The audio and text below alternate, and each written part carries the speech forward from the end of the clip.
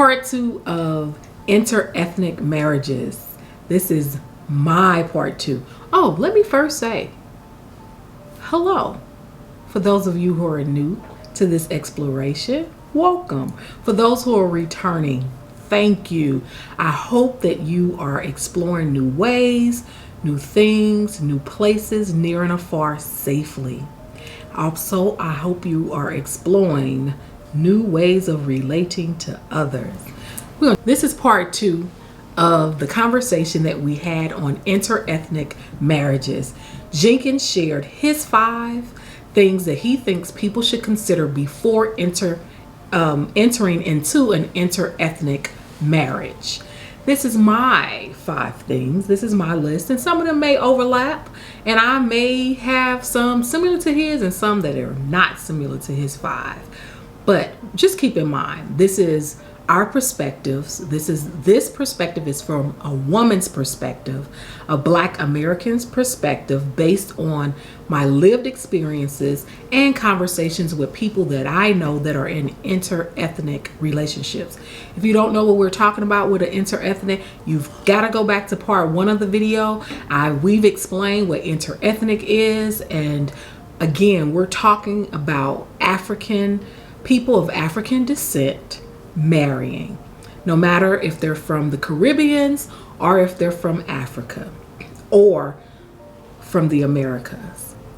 People of African descent are not a heterogeneous group, but according to research that goes far back as 1968 by Andrew Billingsley in Black Families in White America, it was cited in a paper. His research was cited in a paper on marriage and the family, socialization among Black Americans and Caribbeans and African immigrants. And what his research showed all the way back in 1968 is that we have a lot of characteristics in common, people of African descent. So that means whether you're Black in America, you're African on the African continent, or you're Caribbean, and all of you immigrant or migrated voluntarily to the U.S. or involuntary forced migration.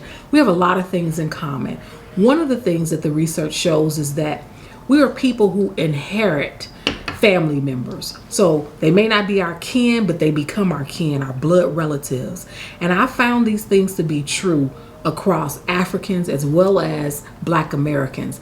That's why you can hear people call people auntie and uncle. For instance, growing up, I had uncles and aunts that I didn't know until later in life that these were not my parents' blood relatives. Same thing on the African continent. Another thing research shows that we're alike on is that as we believe in family, we believe family should be supported, and we should support them as well as they support us.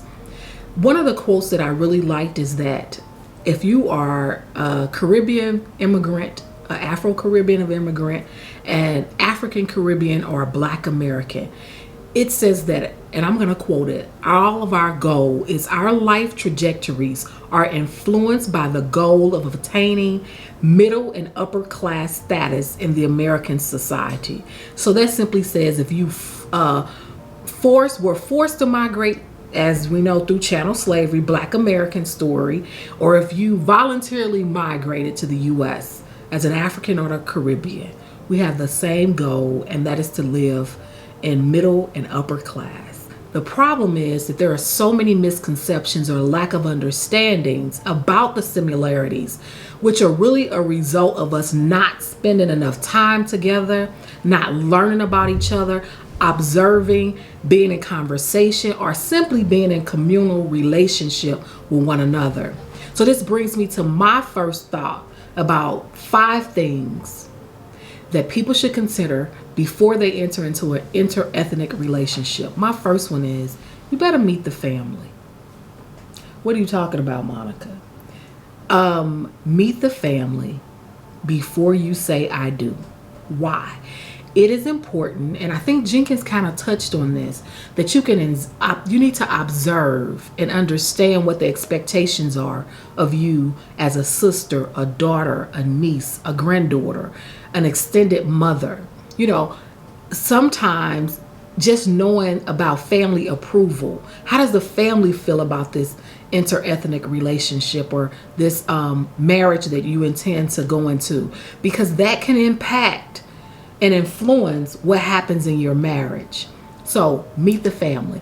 If the family is still in the Caribbeans or on the African continent, and the couple is in America, because that's ultimately who we're really talking about, then travel back, meet the family before you say I do.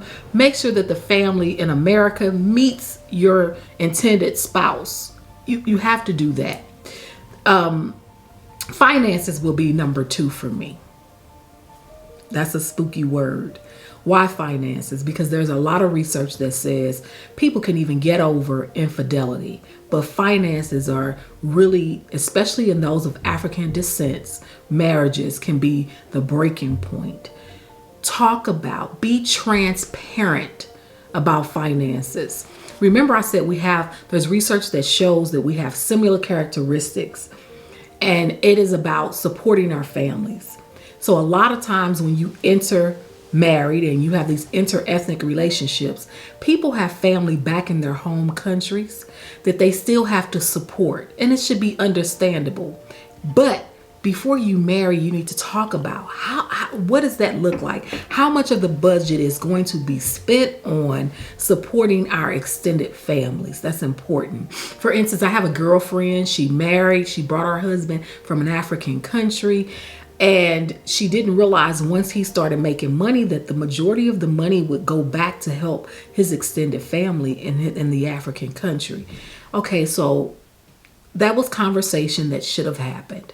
If that's a line item in your budget, in your family budget, then you're talking about it. Transparency is important with finances. I can't stress it enough. You have to be willing to understand that families will be supported usually when you're married in an interethnic relationship. The other thing I would say is Jenkins kind of talked about viewpoints and expectations and perceptions. I'm saying it as a woman. It is important for you to know what your potential spouse, or even if you're married now, I'm going to say stop and have these kind of conversations. What are the needs, the expectations, what motivates your spouse, and his thoughts on what the expectations and roles are of you as a woman, right? That's another thing that kind of goes back to meeting the family. You can kind of see what those expectations are of the women in that family. And you've got a right to decide, I can't live up to that expectation. This is not a good fit for me. That's that compatibility part we talked about. So I would really say you need to know what the expectation is, because we know once we're here in America, it looks a little different than in the Caribbean islands or in African countries. A lot of us are on our grind and we're working 10, 12 hours a day. We're trying to take care of children at home. Is it shared responsibilities that we can have? Maybe it looks a little different than when it looked when your spouse was in their home country, because both parties are working and this grind is real in America. See, conversations need to happen before you say, I do. Another one is, and I'm on my 4th point, talking about where will we permanently reside. That is so important. A lot of people get married with the intention that wherever we are, this is where we are going to be.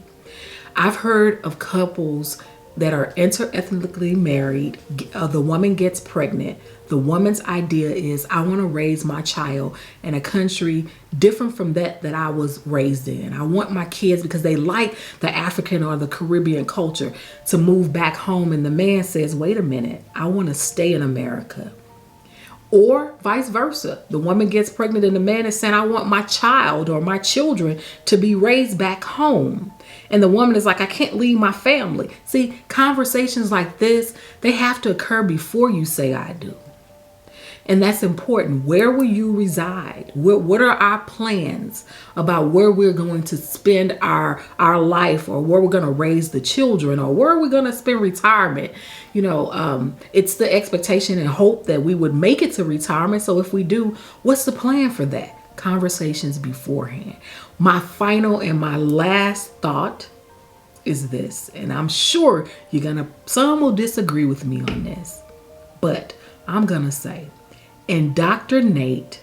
I know that sounds crazy, right? I would rather prefer educate as opposed to indoctrinate. Okay. All right. So I'm okay with that.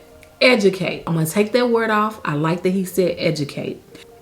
Your African spouse or Caribbean spouse that voluntarily migrated to the U.S. with the Black American experience and narrative. And he's laughing. Why are you laughing? No, go ahead. Okay, so I say this because we take for granted that because a person is of African descent and they lived in the Caribbean or they lived in Africa, they know the story and the experiences of Blacks in America. And it's not always so. What happened in America is a residual effect of chattel slavery. And so people don't know that. And so I'm going to say that it's nothing wrong with it, but just keep in mind, not all African descent immigrants are fully astute to the lasting effects of chattel slavery. So how do you do this? There are so many documentaries. Hidden Colors, Black in America, by Henry Louis Gates. There are so many ways. I don't care if you show them Amistad, 12 Years a Slave, Roots. Show them so that they can understand what's going on and how you may be feeling as a Black American who was forced to migrate versus someone who voluntarily migrate, who doesn't have the same dynamics with white America as you do. That's my final thought. These are just 5, and there are so many more, and it's no particular order. Jenkins didn't go in any particular order of importance. It's just, these are our 5 things that, listen, if you don't talk about these things before you say I do, you can have some potential problems. Did you have anything to say about? Yes, what I will say in conclusion is that often when we meet, we start thinking about, I love her, I love him, and that takes away the discussion about some of these things that we've talked about. But it is very important because you will soon find out that the love is there, but some of those things that you did not discuss is going to affect the love. Mm-hmm. And eventually you will start seeing a breakdown in either communication or understanding each other's background and culture and beliefs and all of the things that we talk about. So it is very important for you to consider these things that we have shared. And don't forget again to subscribe, like and share the video. Okay.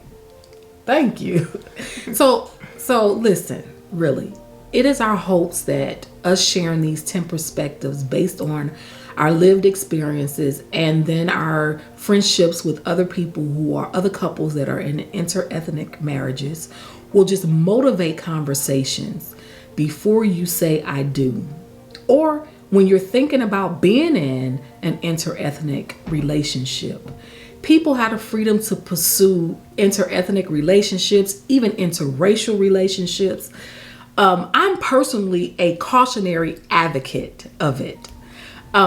If you address the hard conversations before you say, I do. I feel like, and this is just my opinion and not his, this is my thought. I feel like we should run a marriage like we run a business. I know. Tell me if you think that's the same, and why would I say that? Because one of the things is most people that run businesses, or everybody that runs a business, wants a successful business. Even if you are working for someone, you want to be successful. You're waiting on the next pay raise or the next job title change. And with that, what do? You put in the work. And the work comes in the forms of commitment, focus, discipline, consistency to press, to stay connected in your interethnic relationship. So this is why I say, should you run your business, your marriage or your relationship like a business? Because you want your business to be successful.